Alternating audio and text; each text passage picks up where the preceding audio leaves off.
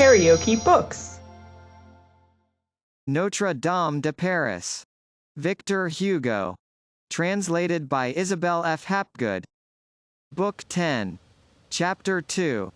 Turn Vagabond. On re-entering the cloister, the archdeacon found at the door of his cell his brother Jehan du Moulin, who was waiting for him, and who had beguiled the tedium of waiting by drawing on the wall with a bit of charcoal a profile of his elder brother, enriched with a monstrous nose. Dom Claude hardly looked at his brother, his thoughts were elsewhere. That merry scamp's face whose beaming had so often restored serenity to the priest's sombre physiognomy, was now powerless to melt the gloom which grew more dense every day over that corrupted, mephitic, and stagnant soul. "Brother," said Jehan timidly, "I am come to see you." The archdeacon did not even raise his eyes. "What then?" "Brother," resumed the hypocrite, "you are so good to me, and you give me such wise counsels that I always return to you. What next?" "Alas! Brother, you were perfectly right when you said to me, Jehan, cessat doctor doctrina, discipulorum disciplina. Jehan, be wise, Jehan, be learned, Jehan, pass not the night outside of the college without lawful occasion and due leave of the master. Cudgel not the Picards, noli, Joannes, verberare Picardos. Rot not like an unlettered ass, quasi asinus illiteratus, on the straw seats of the school. Jehan, allow yourself to be punished at the discretion of the master. Jehan, go every evening to chapel, and sing there an anthem with verse and orison to Madame the Glorious Virgin Mary. Alas! What excellent advice was that! And then? Brother, you behold a culprit, a criminal, a wretch, a libertine, a man of enormities. My dear brother, Jehan hath made of your counsels straw and dung to trample under foot. I have been well chastised for it, and God is extraordinarily just. As long as I had money, I feasted, I lead a mad and joyous life. Oh! How ugly and crabbed behind is debauch which is so charming in front! Now I have no longer a blank. I have sold my napery, my shirt and my towels, no more merry life.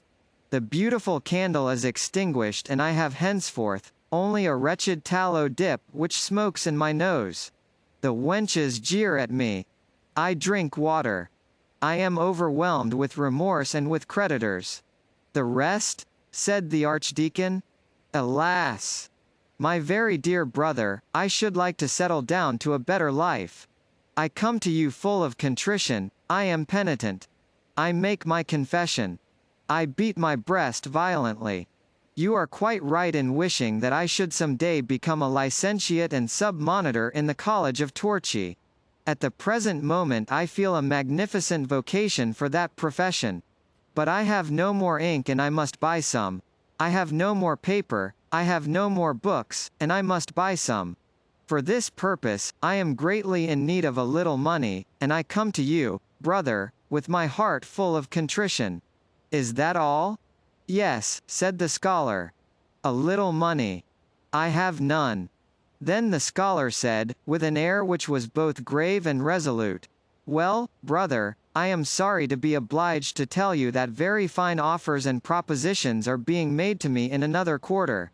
You will not give me any money? No. In that case I shall become a professional vagabond. As he uttered these monstrous words, he assumed the mien of Ajax, expecting to see the lightnings descend upon his head. The archdeacon said coldly to him, Become a vagabond. Jehan made him a deep bow, and descended the cloister stairs, whistling. At the moment when he was passing through the courtyard of the cloister, beneath his brother's window, he heard that window open, raised his eyes and beheld the archdeacon's severe head emerge. Go to the devil, said Dom Claude.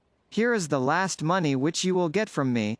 At the same time, the priest flung Jehan a purse, which gave the scholar a big bump on the forehead, and with which Jehan retreated, both vexed and content, like a dog who had been stoned with marrow bones. KaraokeBooks.